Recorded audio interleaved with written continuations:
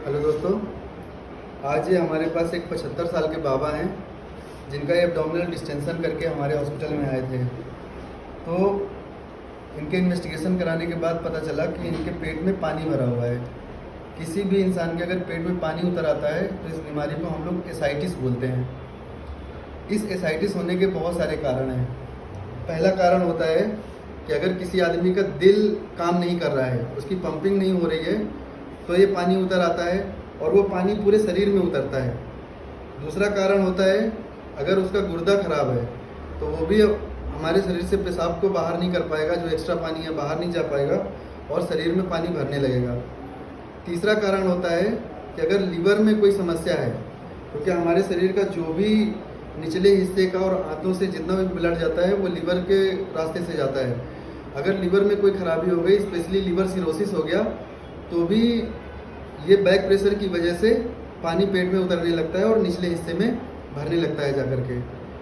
चौथा कारण होता है कि अगर पेट में कोई भी किसी भी आर्गन का, चाहे वो स्टमक का हो, पेंक्रियाज का हो, इंटेस्टाइन का हो, कोई भी ट्यूमर है या आंतों की टीबी है या कोई भी कैंसर है, तो पेट में पानी उतर आता है। इसको पहचानने के लिए हमारे पास 3 साइन होते हैं।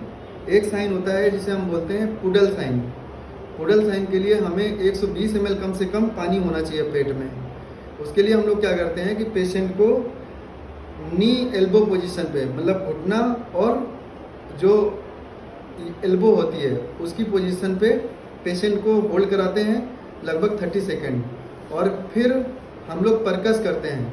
परकसन कुछ इस तरह से किया जाता है कि जैसे यहाँ पर ये मिडिल फिंगर रखें और इस वाली मिडिल फिंगर से हम लोग यहाँ पर ऐसे टैप करेंगे इस तरह से।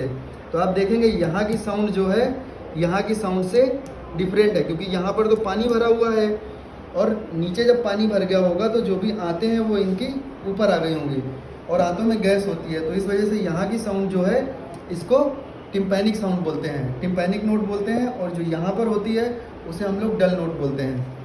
तो जो पुडल साइन है उसके लिए हमें 120 ml पानी होना चाहिए। दूसरा होता है शिफ्टिंग डलनेस।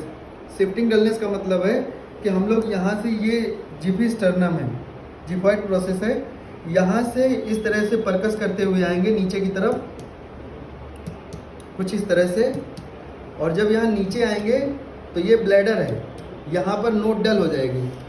फिर इसके बाद हम दूसरी तरफ जाएंगे कुछ इस तरह से, जैसे यहाँ पे डल नोट आ रही है तो इस तरफ हम लोग क्या करेंगे कि यहाँ पर अपनी उंगली रखे रहेंगे और बाबूजी को अपनी तरफ मुड़ने के लिए बोलेंगे। इधर की तरफ करवट लीजिए बाबूजी, करवट ले लीजिए आराम से। इस पोजीशन में इनको 30 सेकेंड तक रखेंगे, तो उससे क्या होगा कि जो पानी है वो इनका इधर की तरफ आ जाएगा और जो आते हैं वो इनकी यहाँ पर आ जाएंगी। तो जो डल नोट यहाँ पर आ रही थी वो 30 सेकेंड बाद जब आप टैप करेंगे यहाँ पर तो आपको टिम्पैनिक नोट आएगी। तो इसको हम लोग बोलते हैं शिफ्टिंग डलनेस। इसके लिए कम से कम पानी 500 ml होना चाहिए पेट में।